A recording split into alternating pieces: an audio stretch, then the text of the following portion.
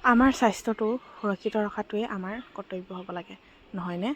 আৰু কিছুমানতো জ্ঞানী লোকে কৈছে আমাৰ স্বাস্থ্যটো হেনো আমাৰ কাৰণে এটা বহুত ডাঙৰ উপহাৰ, আৰু এই উপহাৰটো আমি সদায় সযতনে ৰাখিবৰ কাৰণে চেষ্টা কৰিব লাগে।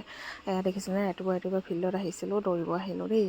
দৌৰিব আহিয়ে ৰুমত গৈ এয়া পুনৰ গেটৰ পৰা আজি ভিডিঅ'টো আৰম্ভ কৰিলোঁ, যিহেতু আজি মোৰ 2 বজাত ডিউটি আছিল। আৰু ডিউটিলৈ আহিয়ে আপোনালোকক মই গেটৰ ওচৰৰ পৰিস্থিতিখিনি দেখাই দিছোঁ, কেনেকুৱা কি হৈ আছে।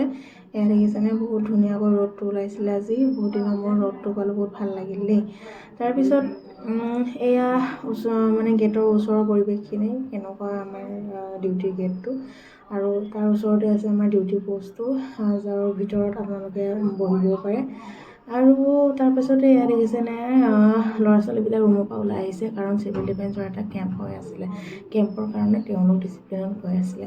আৰু এইটো হৈছে আমাৰ মেইন গেট, যোনটো গেট অকল আমাৰ কেম্পৰ গেট বুলি ক'ব নোৱাৰি, এইটো হৈছে এখন মানে কি এটা চৰকাৰী ৰাস্তা বুলি ক'ব লাগিব, কাৰণ ভিতৰত এখন গাঁও আছে, যোনখন গাঁৱলৈ বহুত মানুহ অহা যোৱা কৰি থাকে। তাৰপিছত এয়া দেখিছেনে, ওচৰতে আছে আমাৰ প্ৰতীক্ষা, তাৰ ইমান ধুনীয়াকৈ বতাহ বলি আছে। এয়া ভিতৰত বহিলোঁ, বহিয়ে দেখিছেনে চাহ খালোঁৱেই, আৰু কি কৰিব, চাহটো মেইন না, গেটত বহি আৰু কি কৰিম। আৰু এইটো হৈছে আমাৰ ৱাকি টকি, এয়া এনেকুৱা ৱাকি টকি, আৰু 2টা অফিচাৰৰ ওচৰত আছে দেই।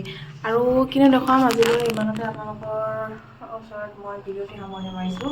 পুনৰ ডিউটি গেটৰ পৰা বেলেগ এটা দিনত অন্য এটা ভিডিঅ' লৈ আপোনালোকৰ ওচৰত পঢ়িম।